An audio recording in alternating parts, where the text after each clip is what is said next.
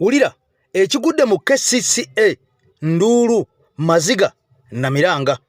Omusajja abadde akola ne General Museveni okumala emyaka 25 abotodde ebyama n'abagamba nti Museveni yali anzise kakati ono ampuliriza lese bwino omuzito ddala ogenda kuwulira ebigambo ebirala ebyewunyisa.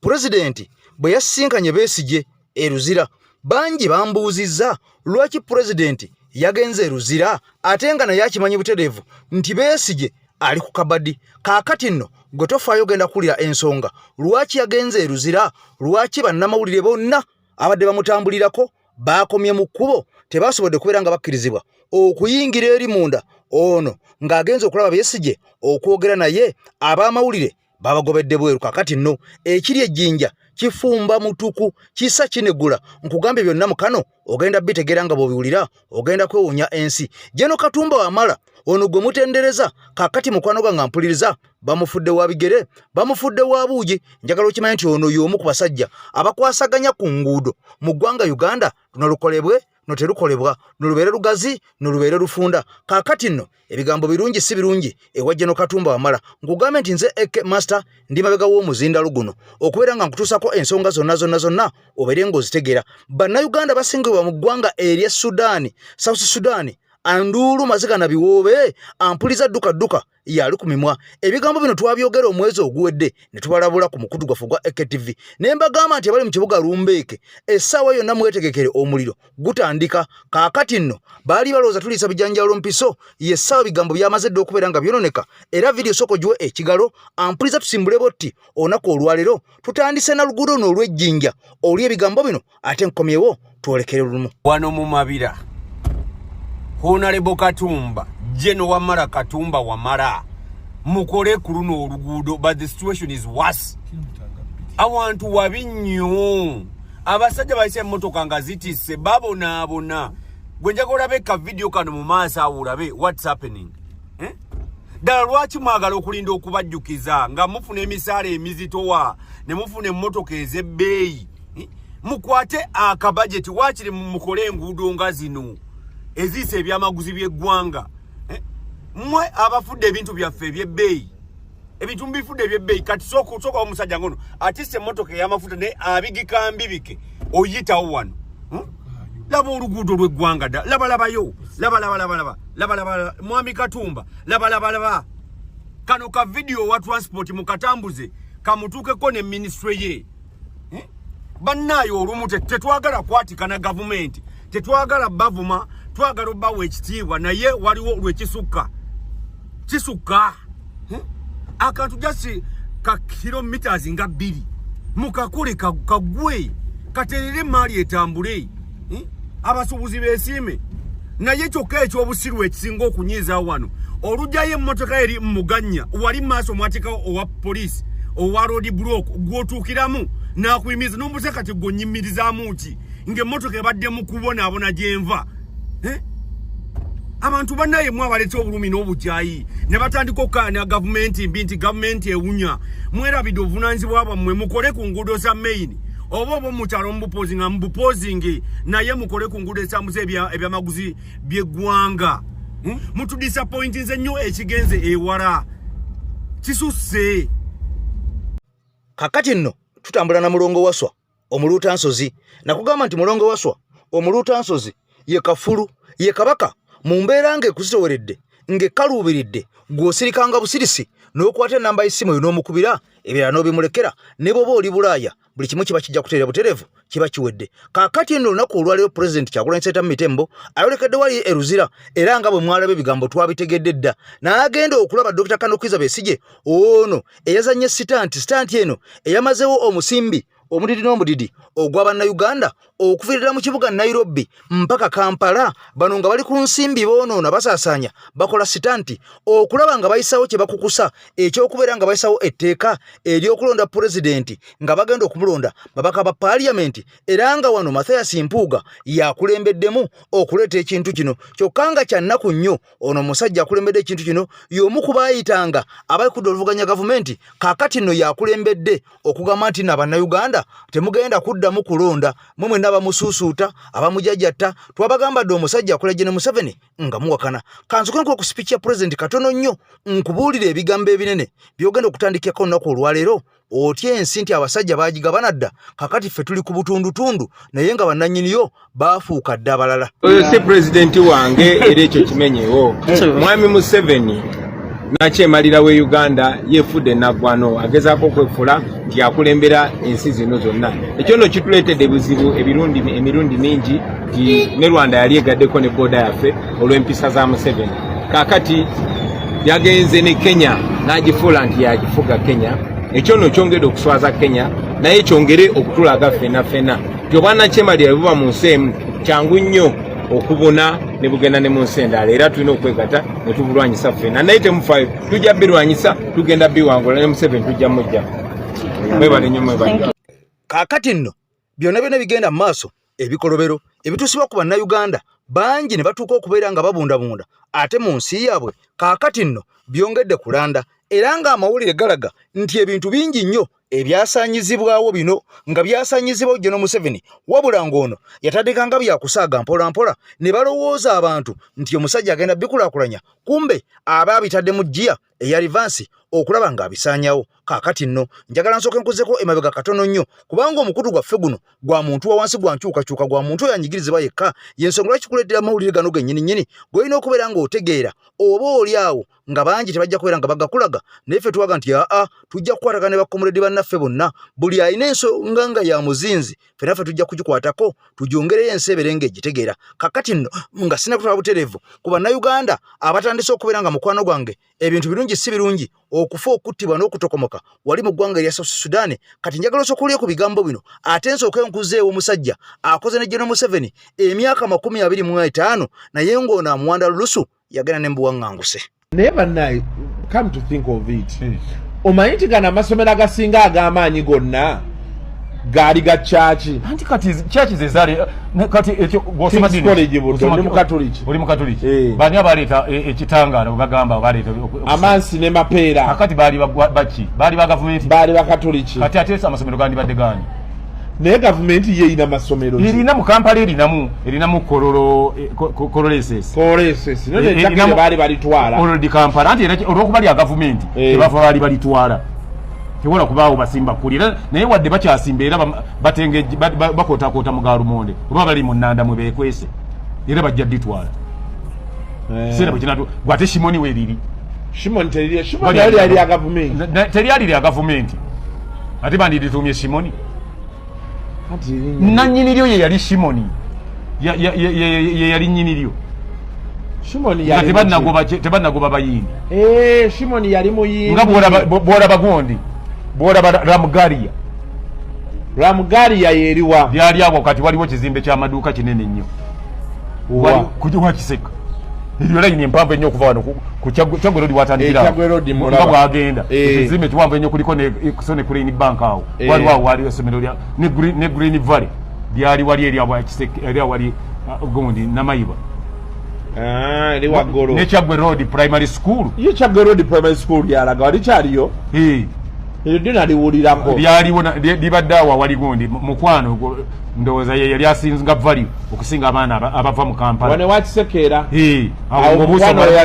ekizimbe ekyo ekyamukwano bamuwa naye ekisaawe n'ennyumba z'abasomesa na biki byonna baba tebatuddewo obutwazi bagulawo naye abo abeera amasomero batwalawo obutwazi kati mbuulira kale sente bazisasulani ze batunda mu Kyagwe Road Kyagwe Road Primary School yali liyamba muntu omu mukwano ye yali variable okusinga abaana abaali basomera mu ssomero eryo wera kuŋŋamba ndi mukwano yali nga ye w'amaanyi nnyo alina abaana bameka naye ogumanya abaana byali lisomesa abaana 1800 abaana 1800 nga buli mwaka basomera mu ssomero eryo n'owaawo omuntu omu mukwano akolemu amaduuka yafuna essente eggwanga oba oli situdde bambi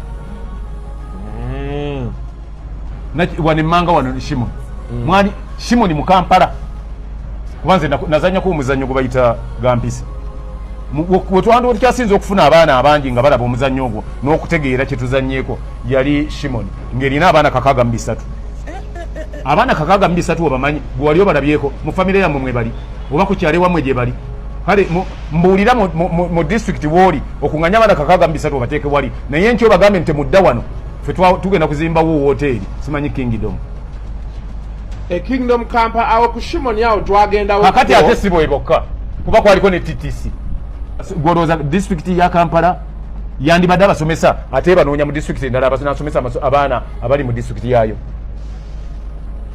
kati soko nyonyole kati edda kyalinga nti TTC ez'omu Kampala wano ze zivaamu abasomesa mu Kampala kati oyagala bajjawa anti kati kyatuukamu abantu bagenda kati nga Makerere ne basoma bajja ne babagaba tugenda wala mbuulirayo district 2 z'omanye ziri mu TTC kuba kati lulimba de Gambia Kampala sirina gye mmanyi sibigoberera nnyo ebya TTC kati abasomesa bo bavaawa abasomesa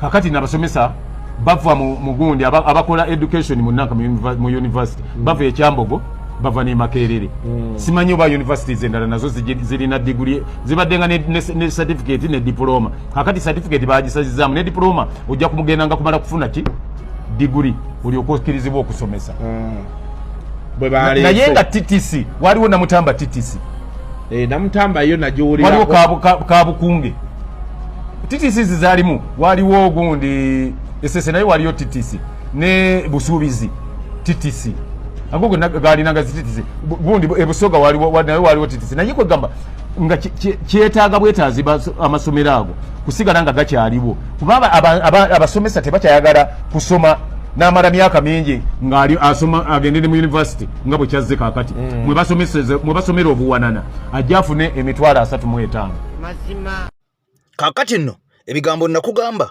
tujja kubireetanga mpola mpola naye nga tubireeta openly nga bwe biri butereevu nawe osobola okubeera nga obitegeera kaakati nno bannayuganda mwena abatugoberera abali okumpi n'ewala seerabidde okubeera nga mbakoonako ssekinnoomu wabula muli bangi nnyo olw'okubanga mwakkiriza tubeere nga tubaweereza era naffe tuwasiimye nnyo okubeera nga tubaterewo waka ngono ne mbeera nga mulaba kaakati nno mwe temulowooza nti amasomero okusaanyizibwawo bigwa bugwi bino byonna beera bikagenderere kaakati omuntu okusanyawo essomero bw'amala okusanyawo essomero n'azimbawo ennyumba z'amaduuka kaakati ye ne yeeyolera ensimbi weebuuze omuntu omu okuyoola ensimbi nasita emiti emito wedyandisomedde ekyobeera okyewuunya era mukwano gwange ampuliza baasenda essomero lya Shimoni oluvannyuma lw'okulisenda baazimbawo hotero emayirwanga Kingdom Hotel kaakati ne weebuuze bantu bameka bagenda okuganyulwa mu hotero eno eya Kingdom okusinga essomero erya Shimoni erisomeddwamu bakakensa ne bakakensa abayitirivu ennyo mu ggwanga Uganda kaakati nno bino byonna nga bikyagenda mu maaso ng'okyabitendeza ng'enkuba etenda enkuba nakugambye nti wabaddewo akabaddi super era akabaddi kano akabeesige tekaabadde kokka kabaddeko ne alien skin kaakati bano nga bagezaako okubikkirira amawulire wabula bwinaalaga nti ekyakoseza akabaddi kano ze nsonga ze nakunyonyodde mu vidiyo yaffe ewedde gwe abaddeko kaakati ate waliwo n'ensonga endala ze zogezaako abasajja bano okuyisaawo amateeka gali ge nkugambye okulonda pulezidenti bakujje ku bannansi bakuteeke ku babaka bokka aba paaliyamenti kaakati nga kino kijja kukolebwa nga bukolebwa era nga baagala bakiyise okutandika 2026 nga gwe munnansi togenda kuddamu kulonda mukulembezeewo ogenda kulonda nga babaka ba paaliyamenti bokka kati olababaka boolonze mbu mu paaliyamenti be bagenda okubeera nga bakulondera pulezidenti owuwo gwe goonaabanga oyagadde kyannaku nnyo bino byonna byonna okubeera nga bigenda mu maaso biteekeddwawo ate ababikulembedde be bantu bali kudda oluvuganya gavumenti naddala oyo omusajja amaddwa nga Honorable Mathias Mpuuga owanyendo mukungwe kaakati nno omusajja tubagamba nti yaze yeerira ensimbi yeeri omudidi gw'ensimbi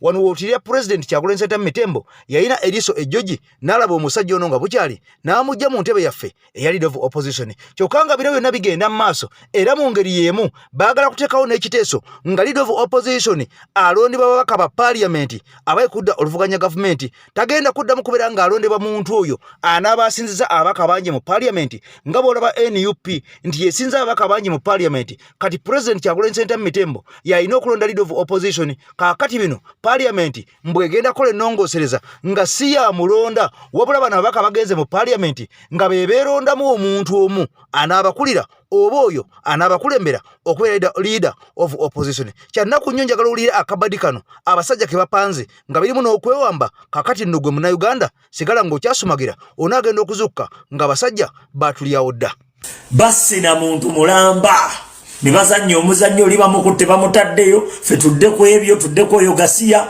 kumbe eno waliyo pulaani mubeereemu abasajja baagala kwewamba ekyo nkikubuulira bano abasajja baagala kwewamba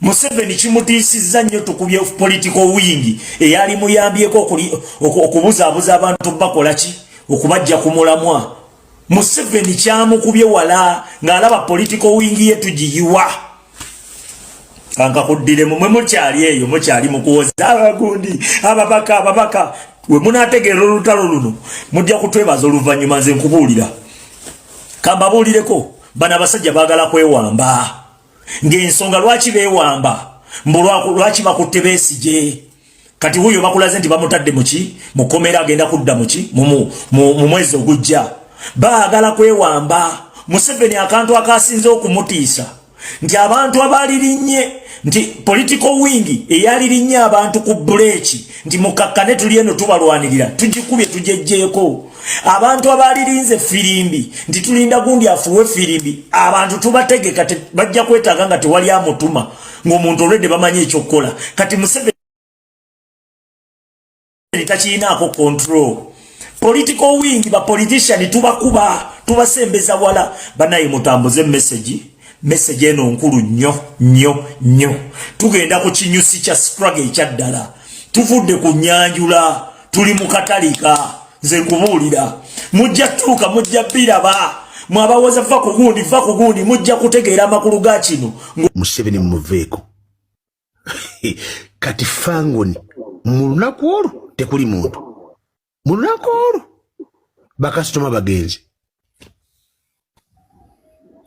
ekyo kibabuulira mmwe bwanga okolera Museveni byakuwadde by'oboolya byatakuwadde bireke bw'oba okola mu gavumenti oteekwa okumanya system efugibwa eno gavumenti efugibwa famire 8 ezo famire 8 bw'oba tozigwamu toyingiramu.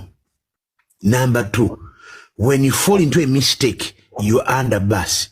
Ojukira kutesa ndi agenda keruzira yagenda wano neba vice president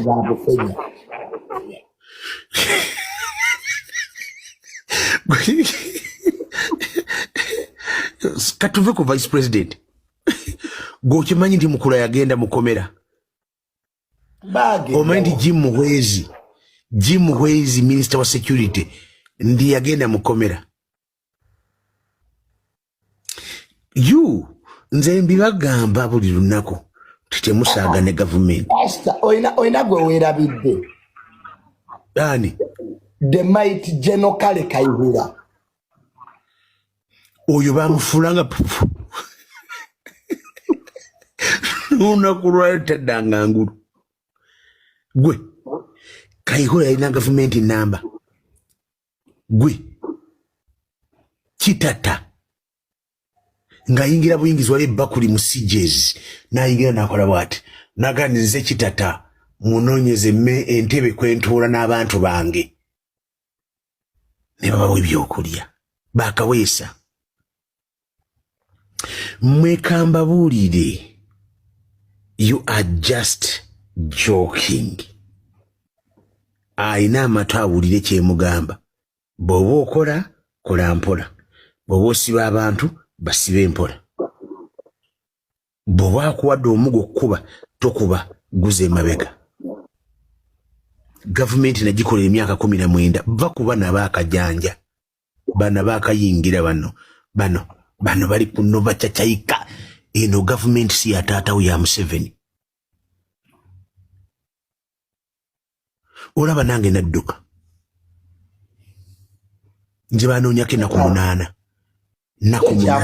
nansula gwe Junior Katengo nsaagala kubeera hiro bahiro bafa dda aganze sigakola muzira kaneddukire naye kagere noonye ku maanyi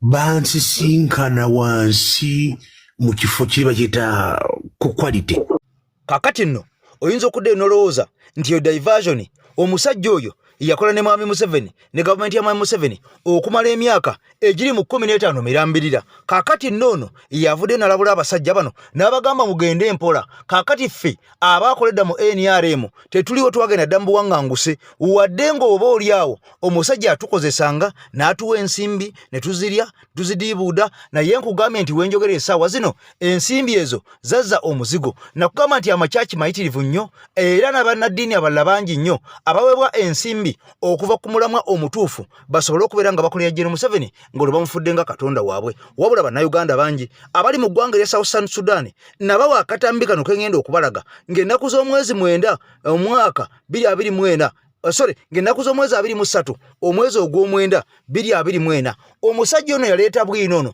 era bwino ono twamukola bulungi nnyo ku mukutu gwaffe ogwa AKTV Media Uganda. Kaakati nno oba oliawo mwaloza byali byakusaaga nti abasajja baali bamaliridde okuyuzaayuzamu ate eggwanga erya South Sudan olwo nga Congo ebafuukidde akayinja mu ngatto bamaze okuddukayo ng'ebalemye. Kaakati nno amawulire galaga nti emmundu yatandise dda era etokota si kisaanikire wali mu ggwanga erya South Sudan baagala kutulako tundutundu olwo ku ggwanga erya South Sudan olwo nerya kamakya aliko nga vice president w'eggwanga erya South Sudan afuneko ekitundu kyakulemberanga president ow'eggwanga nga ddamba. Kaakati nno bannayuganda abali eyo baatandise dda okkabatwawanga entulege basajja battu tebamanyi wa wakutandikira tebamanyi kikyakuzzaako. Sooka ojjukire ku bigambo bino ennaku z'omwezi 23 mwezi gwa mwenda omwaka 2024 twabikuzannyira.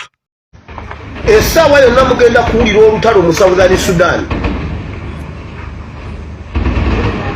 Bamuseveni oluvannyuma lw'okulemererwa olutalo okubasinga okubayinga obuzito mu ggwanga lya Congo nga balemereddwa kubanga abakongo bonna baazuukuka. Ate nga Bamuseveni balina okubaako ensi gye bafuga baagala okufunako ebbendobendo we baba batuula batandike ensi eyaabwe. Muwulire ekiddako. Museveni agenda kukwatagana ne Riek Machar. Simanyi Riek Machar. Riek Machar bakutule bendo ku Southern Sudan esaidi eya waggulu eya Sudan eri endala baagala ekitundutundu ekyenkana Rwanda emirundi 2 oba 3 nga bakolagana ne Riek Machar kubanga jjukira Riek Machar abadde akuba Salva Kiir nga bali ku side ya Salva Kiir. Kati baateeseza ne Riek Machar mbo bagenda mukolerako akutuleko naye yeefuge side yeri naye ng'ekiri emabega waakyo bagenda mukola kye baakolagalanga. Bwe baapika galanga akutule mu Sudaani yali atuuka ku mugguukiro ng'amaze okutula Sudaani bw'ati ne bamutta. Abanyarwanda abali mu Southern Sudan be bagenda okuzimbirako bakutule ensi agenda mu amaje. Wulira wano wetwogerera okusinzira ku biriyo wano wetwogerera batandise okutwala emmere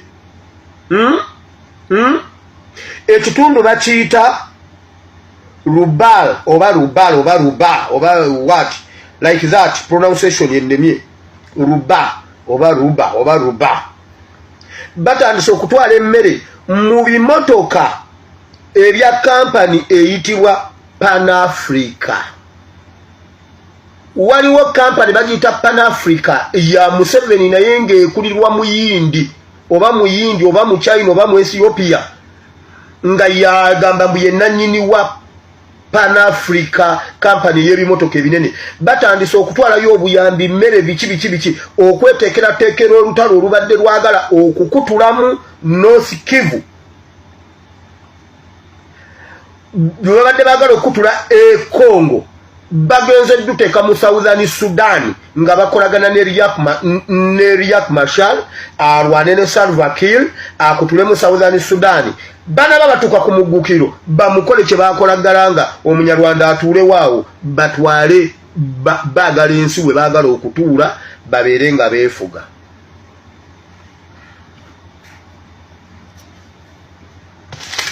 Obudde bugenze.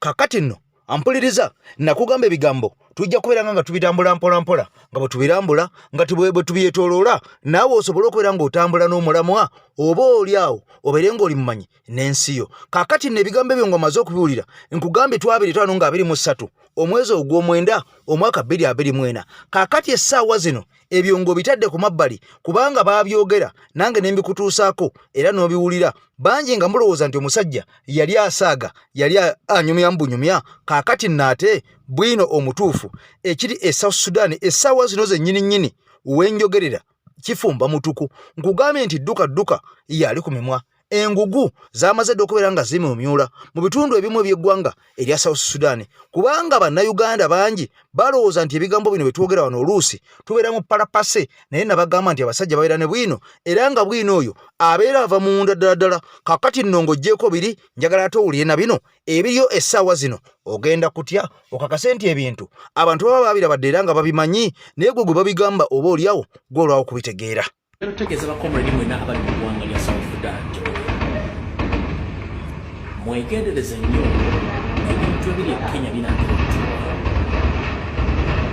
ebyokutta bannansi b'e Sudan binatera okutuuka olwaki.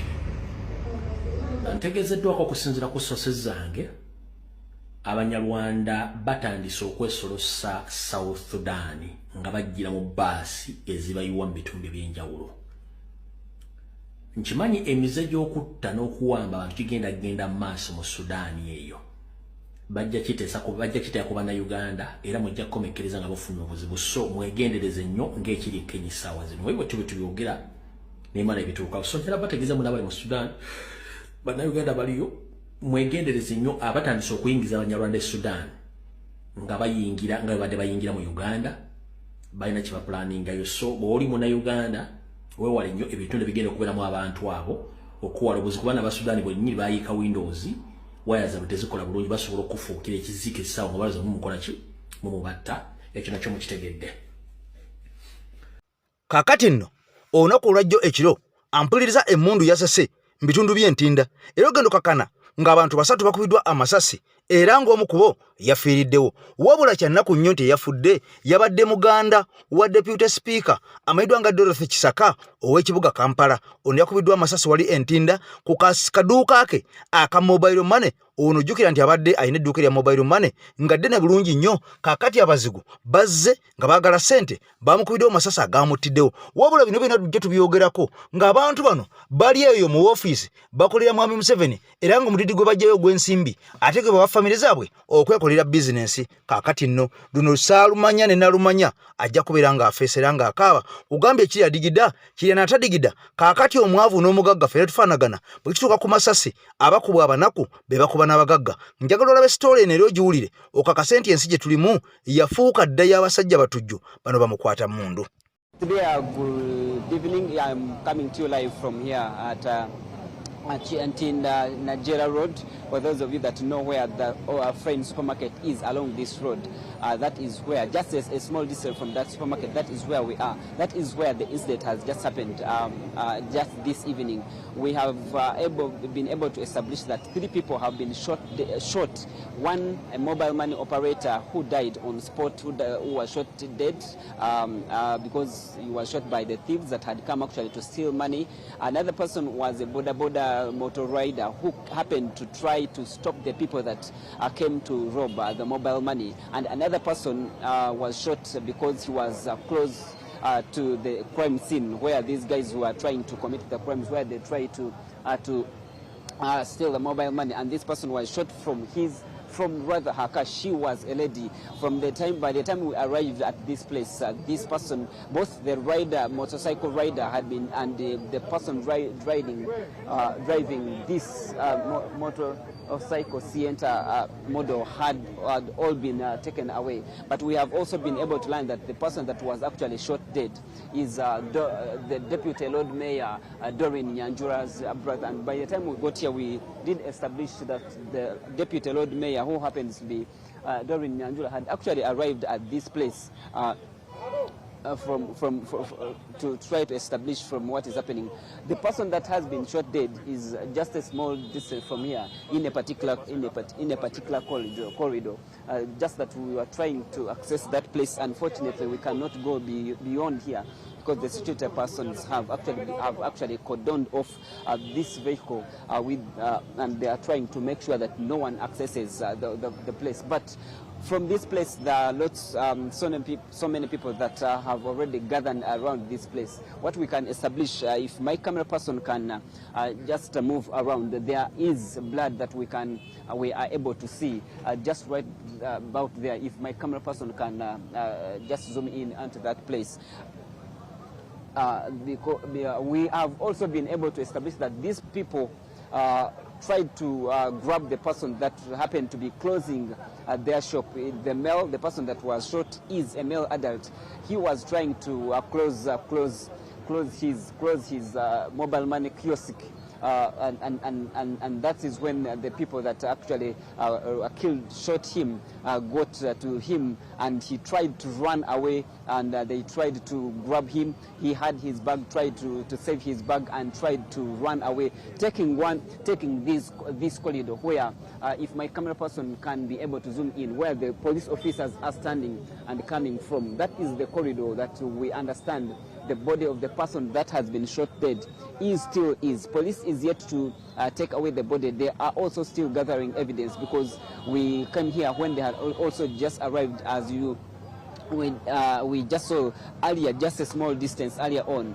These people were just cordoning off this place. So they are still gathering evidence of what really happened, of course. But we have been told that the victims of the shooting, apart from the person that was shot dead, were rushed to the hospital. But I want to reach out to these people who were here, and we get to know what really happened. If some did witness. Ebigambo bino bituuka eri omuntu yenna ng'ebizibu byakukwatira mu manvu ng'ogezezzaako buli wamu okubyetakkuluzaako wabula n'okwotakwota mu gaabwanda. Omulongo wa Swanga mu Luutansozi akusabye okkalire kubanga Zebbulembe okukunaazaako amaziga ng'oyota ku byoto bye kafuumuula bibamba. Gwe wenna ng'ogobye ku mpapula ezifuluma eggwanga nga byagaana. Koba ebweru wa Uganda ng'obutuuze bugaanye. Amaka gakulemye, emirimu gitabuse bizinensi ekunyiye. Omulongo wa Swai mutuufu okukuwonya embeera ya mbulabutuulo ng'agenda kukumira ku byoto. Kuba ku ssimu nooti 7552 28 nooti 910 awo mube Butoola n'omu Luutansozi. Olwo yalambulula ebikutte entimba n'emigadde wanaakuwunzikira nga weeyagala ng'ebiiri gye bitannaba kugwa Kyankooto. Najjawo ne mbagamba nti Museveni ateekateeka okukola obuvuyo obuyitirivu nnyo.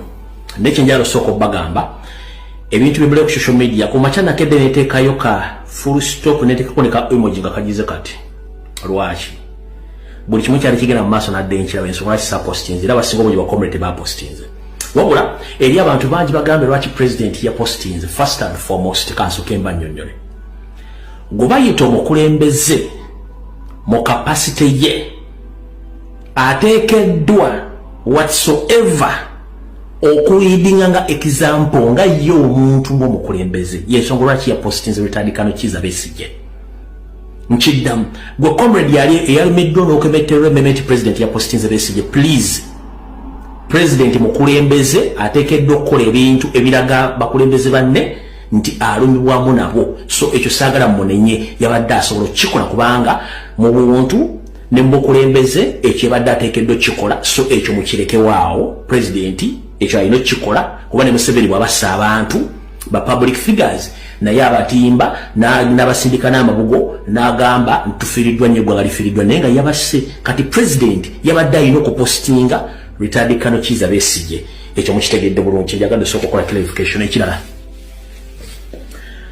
olunaku lwabadde olwalwakusatu ku Lwokubiri lwadde lwajjo.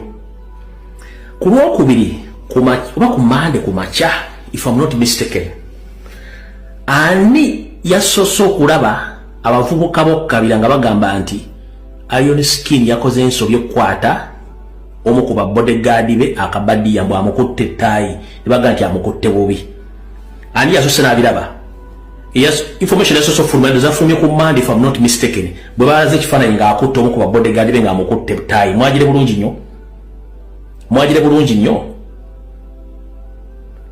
yasoose kukwata bodyguard we tayi oba yasoose kukwata bodyguard we tayi nga banoonya stand oba diversion eyo stand y'okukwata omuvubuka ettayi n'ekola ki n'egaana okutambula kati badde balina okukola kwe kuteekawo stand ey'okutta omuntu ngeri state funded era ne bakikola era bakikoze amawulire ne galyoka gamuwa airplay ne media kituyita airplay media play naye kati omuntu anategeerera waawano kubanga zino zonna zibadde eyagundi eya Alien Skin ebadde diversion bulungi nnyo naye nga balina ogyongerezaako kati ekyokwata mukwano gwe yasula mukwata ettayi n'egaana okutambula ne basalawo batte era basse kati afunye airplay naye bw'avudde awo ne bagenda ensambi okukola effujjo lye baakoze eyo nayo neebeerawo awo kati wandikola ekintu okulumya omuntu n'owezeka ng'oyambe muyambe ekkiriza one stand nungi ogikola naye esobola okukuleetera obuzibu lwaki ekisookera ddala njagala sooka kubuuza gwe wenna abadde ku media olwaleero kansooke nkunnyonnyola otegeere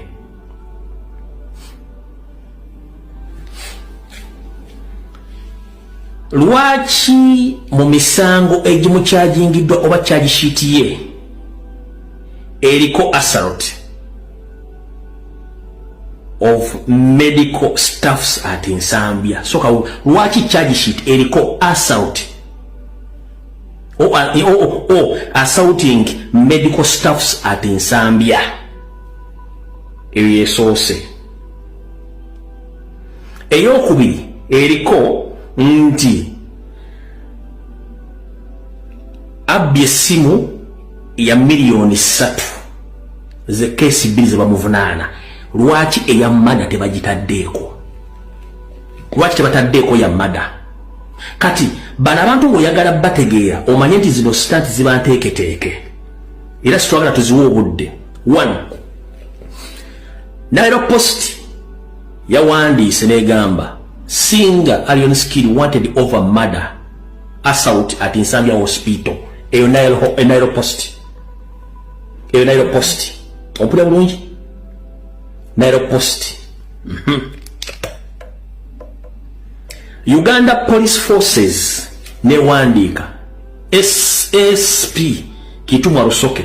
We have in our custody musician Patrick Murana alias Alien Skin, whom we have apprehended on the allegation of assaulting medical staffs at Nsambya Hospital. Uganda Police. Uganda Police. Netugenda wano kusanyuka TV eno state media negamba updates. Local musician Patrick Murwana alias Alien Skin has been apprehended by Uganda Police on the allegation of assaulting medical staffs at Nsambya. Kati obukedde negamba nti bamukutte ku byoku tulugunya abasawo n'okubba essimu ya bukadde 3. Ku zonna state media tekuli awandiiseko kigambo nti he was arrested after murdering. No, tekuli murder. Kati bwekuba tekuli murder nga n'omusango genze mu police n'omusanction federal legislation bamutwala mu court ne musindika ku emanda ebuzira mpaka nga 9 December nga tekuli murder. Kati lwaki totegera bulungi nnyo emizannyo gino? Fenna tubadde tusubira nti omusango gusooka ku fayiro ebadde murder teriiko, kuliko eja insulting n'okubba essimu. Emisango egi ebiri kitegeeza gwalina obwongo obutono ojja kuba okutegeera ebintu bino. Kati njala bagamba temmala budde ku muvubuka oyo mumugjeeko engalo kuba tokoye stand. Oyo muvubuka tebana kye bagenda mukola kubanga state yennyini yakoze ebitasobola kukola kintu nga tebamuwadde orders. Tasobola kukola kintu nga tebamuwadde order. Omusango badde gusookako ebadde murder unless ng'omuvubuka teyafudde. unless omuvubuka teyafudde bibiri nkugambye okujjako nga teyafudde ne bw'aba yafudde ye keesi badde ina okusooka ku fayiro ye njagala okulya bulungi okujjako nga teyafudde naye oba nga yafudde nga yafiiridde mu makaage